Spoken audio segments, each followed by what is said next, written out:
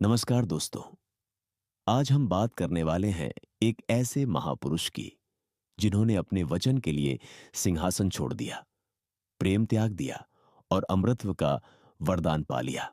हाँ, आज की कहानी है भीष्म पितामह की और उन्हें इच्छा मृत्यु का वरदान कैसे मिला। बहुत समय पहले हस्तिनापुर के राजा शांतनु एक दिन गंगा तट पर टहल रहे थे। तभी उनकी नजर एक अद्भुत सौंदर्य वाली स्त्री पर पड़ी, देवी गंगा। उनका विवाह हुआ, पर गंगा ने एक शर्त रखी, मुझ पर कभी कोई प्रश्न नहीं करना।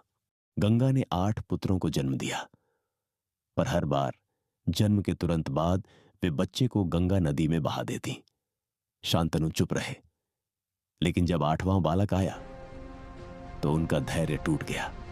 शांतनु, आवाज में दर्द, रुको, यह मेरा पुत्र है, इसे मत ले जाओ। गंगा क्रोधित हो गई, लेकिन बालक को लेकर चली गई। कुछ वर्षों बाद वह बालक देवव्रत शांतनु के पास लौटा, शिक्षित, वीर और धर्मपरायण। शांतनु का दिल खुशी से भर गया, लेकिन भाग्य ने फिर एक परीक्षा दी। एक दिन शांतनु ने गंगा तट पर सत्यवती नाम की एक युवती देखी। उनके मन में प्रेम का भाव जाग उठा, पर सत्यवती के पिता दासराज ने कहा, महाराज, मैं अपनी पुत्री का विवाह तभी करूंगा जब यह निश्चित हो जाए कि मेरी नातिन ही हस्तिनापुर की रानी बनेगी, अर्थात आपके युवराज देवव्रत को गद्दी का अधिकार त्यागना होगा। शांतनु टूट गए। वे अपने पुत्र के अधिकार की कीमत पर प्रेम नहीं खरीद सकते थे। घर लौटकर वे बीमार पड़ गए। देवव्रत, पिताजी, आप इतने दुखी क्यों हैं? जब देवव्रत को सच पता चला तो उनके चेहरे पर कोई झिझक नहीं थी, सिर्फ एक दृढ़ संकल्प। देवव्रत, मैं गद्दी का अधिकार त्यागता हूं।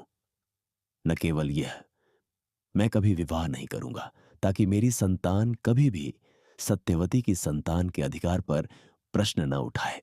इस अद्भुत त्याग को देखकर स्वर्ग के देवता प्रसन्न हुए।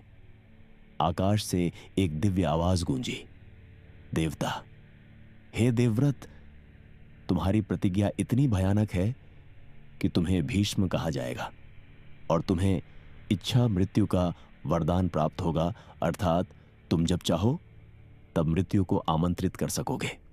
इसी वरदान के कारण कुरुक्षेत्र के युद्ध में जब अर्जुन के बाणों से भीष्म पितामह शरशैया पर गिरे तो वे 58 दिन तक जीवित रहे, उत्तरायण की प्रतीक्षा करते हुए, क्योंकि उन्होंने तय किया था, मृत्यु का समय स्वयं चुनूंगा। भीष्म पितामह सिर्फ एक योद्धा नहीं थे, वे वचन की शक्ति, त्याग का प्रतीक और धर्म के अटूट स्तंभ थे। उनकी कहानी हमें सिखाती है, जब संकल्प दृढ़ हो तो भगवान भी वरदान देने आ जाते हैं। धन्यवाद। जय श्री कृष्ण। अगर आपको यह कहानी पसंद आई तो लाइक करें, शेयर करें और चैनल को सब्सक्राइब करें।